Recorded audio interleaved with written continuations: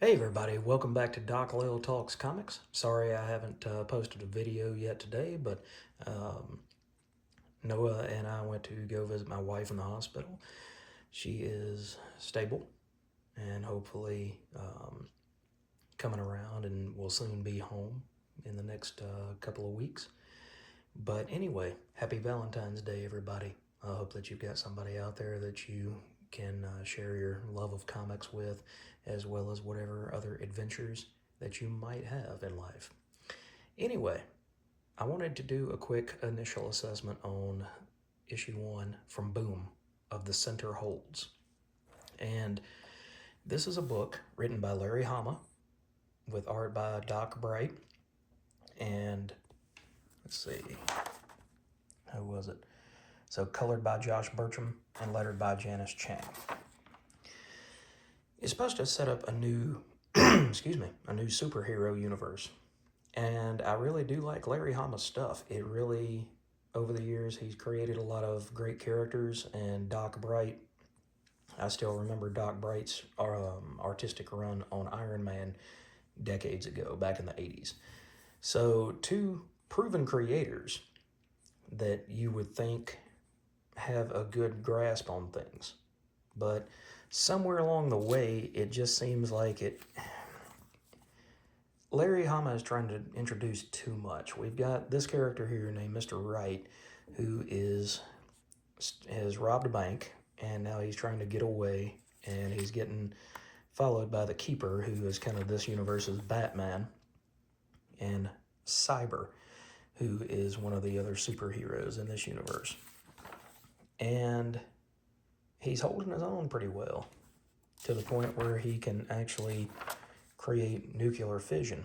And he tries to use that to destroy all of the heroes when he feels like he was wronged.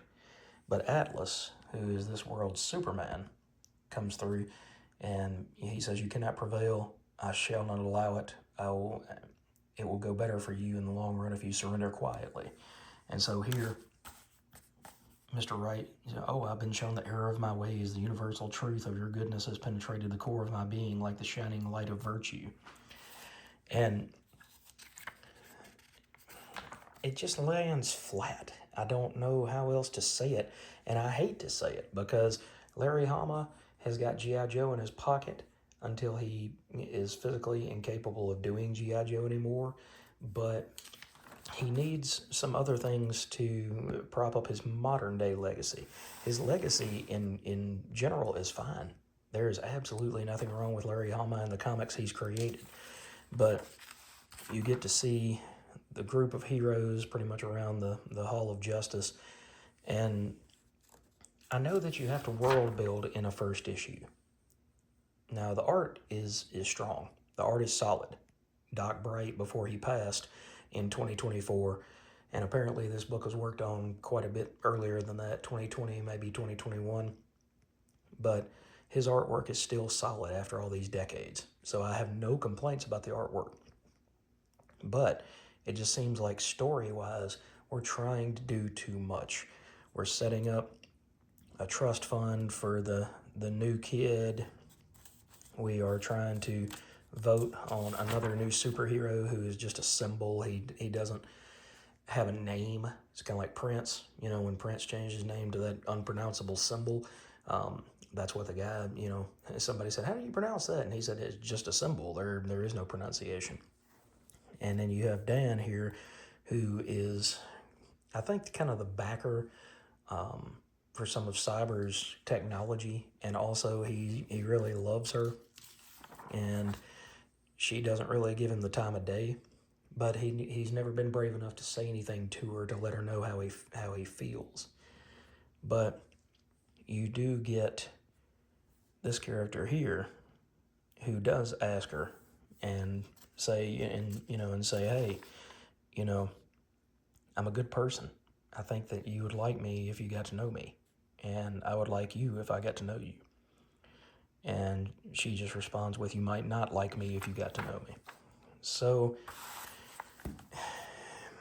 it's a fully fledged world. It's already built. You're walking into it on the second reel of the movie. But at the same time, I don't remember seeing this guy.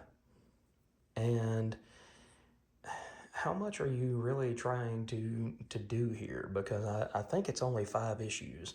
So I understand that you've got to make it pretty thick as far as what you're trying to talk about in each issue to get the whole story put together. But it's doing too much.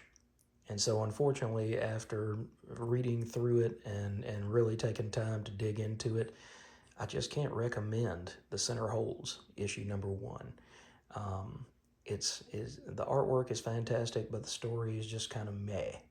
So if you're looking for superheroics, unfortunately, I'm going to have to tell you to look elsewhere because this book just did not even get a single, much less hit it out of the park. But hey, if Larry Hama's got some other stuff coming up, I will give that a shot just as well. And rest in peace, Doc Bright. Thank you for all your years of service to the comic kingdom as an artist and a penciler and inker. So that's it for tonight, guys. I hope you enjoyed this video, even though it was a somewhat negative review. But hey, they can't all be winners, right? Thanks for watching, guys. If you like this content, go ahead and like and subscribe to the channel, and we will see you guys next go around. Have a great day and a happy Valentine's Day.